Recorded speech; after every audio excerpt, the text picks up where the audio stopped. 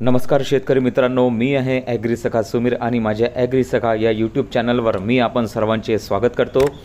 शेतकरी मित्रांनो, काकडी हे पीक घेताना सर्वात आधी आणि लवकर येणारा रोग आपल्याला दिसून येतो तो म्हणजे नागअळी।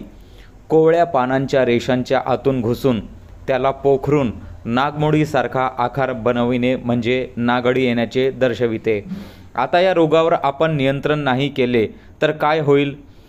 तर पाने आतमधून पोखरल्यामुळे पानांमध्ये अन्न तयार होण्याच्या प्रक्रियेला बाधा निर्माण होईल। त्यामुळे पिकाला अन्नद्रव्य मिळणार नाही, पीक कमजोर होईल, हरितद्रव्य नष्ट होऊन पाने सुकतील, फुले कोमेजतील, फुलगळ वाढेल, वेल हळूहळू सुकून जाईल व आपले नुकसान होईल। म्हणून त्याकरिता शेतकरी मित्रांनो, या नागअळीला न येऊ देण्यासाठी तिला जे उपयुक्त वातावरण पाहिजे ते वातावरण तयार होऊ देऊ नका। त्यासाठी हा खालील उपाय नक्की करा। त्यातील प्रथम म्हणजे नीम अर्क। नीम तेल नाही, लक्षात ठेवा मित्रांनो, नीम अर्क घ्यायचे आहे, तेही फक्त 1500 ppmचे, 10,000 ppmचे नाही। कारण काकडी पीक कमी कालावधीचे असताना आपण फवारणी देत आहोत। 15 लिटर पंपाला फक्त 15 ml किंवा जास्तीत जास्त 20 ml द्यायचे आहे। आपल्याला पिकाची पाने फक्त कडू करायची आहे, जेणेकरून कोणत्याही कीटकाला यावर अटॅक करता येणार नाही। हा झाला पहिला उपाय। दुसरा म्हणजे 40-4 म्हणजे प्रोफेनोफॉस 40% प्लस सायपरमेथ्रिन 4% म्हणजे प्रोफेक्स सुपरची फवारणी। प्रति 15 लिटर पंपाला 25 ml व 20 लिटर पंपाला 40 ml एवढी घ्यायची आहे। शेतकरी मित्रांनो, प्रोफेक्स सुपर हे काकडी पिकात किंवा कोणत्याही वेलवर्गीय पिकात फुलधारणी अगोदर वापरून घ्यायचे आहे। फुलं लागल्यास याचा वापर करू नये, कारण परागीकरणात मधमाशीला यातील गॅस पॉयझन हा घातक ठरतो।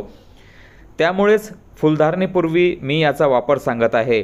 त्यानंतर तिसरा उपाय म्हणजे इमिडाक्लोप्राइड 17.8% असलेले टाटा रॅलिसचे टाटा मिडा किंवा HPMचे हाय मिडा, धानुकाचे मीडिया किंवा तुमच्याकडे उपलब्ध असलेल्या कोणत्याही कंपनीचे तुम्ही घेऊ शकता।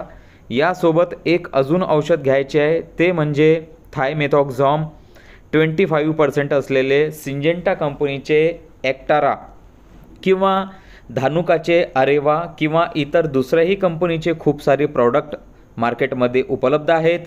तुम्ही त्यापैकी कोणतेही एक घेऊ शकता। याचे प्रमाण फक्त 5 ग्रॅम आहे मित्रांनो। आणि शेवटी चौथे उपाय म्हणजे येलो ट्रॅप पेपर किंवा ब्लू ट्रॅप पेपर नक्की लावा, ज्यामुळे कीटकांच्या संख्येत होणाऱ्या वाढीला आळा बसेल। आणि शेवटी सगळ्यात पॉवरफुल बिना खर्चाचा नैसर्गिक उपाय म्हणजे शेणाच्या गोवरीचा धूर सायंकाळी करावा। एकरी 6 ते 7 ठिकाणी प्रत्येक 4-5 शेणाच्या गोवरीचा धूर सायंकाळी केल्यास एकही कीटक आपले जीवनचक्र तेथे चालवू शकणार नाही।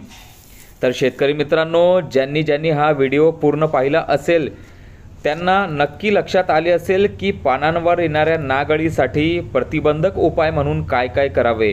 व्हिडिओ आवडल्यास नक्की चॅनलला सबस्क्राईब करा, लाईक करा, शेअर करा। जय जवान जय किसान।